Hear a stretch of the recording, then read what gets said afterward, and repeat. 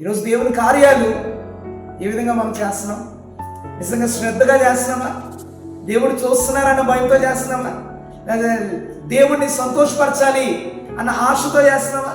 సరే, దేవుని కార్యాలు అంటే దేవుని యొక్క పని, దేవుడిచ్చిన బాధ్యత, నీ మందిరంలో నువ్వు చేస్తున్న బాధ్యత విషయమైన, పరిచర్య అయినా, సేవ అయినా, పాట అయినా, పని అయినా, ఏదైనా ఉందిగాక దేవుని పని శ్రద్ధగా చేయగలిగితే దేవుని వాక్యం సెలవిస్తున్నది ఏంటి అంటే ద్వితీయోపదేశ కాండము 28:1 యెహోవా మాట శ్రద్ధగా విని ఎడల సమస్త జనుల కన్నా దేవుడు ఇచ్చిస్తానని చెప్పారు.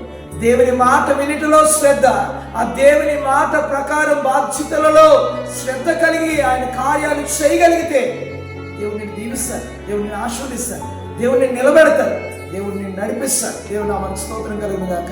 ఒకవేళ దేవుని పని, దేవుని కార్యం అశ్రద్ధగా చేస్తే నేను చెప్తూ ఉన్నాను, శాపగ్రస్త అవుతారని దేవుని వాక్యం సెలవిస్తున్నది. యెహోవా కార్యములు శ్రద్ధగా చేద్దాం, దేవుడు చూస్తున్న భయంతో చేద్దాం. దేవుడు మనల్ని నడిపించును గాక. ఆమేన్.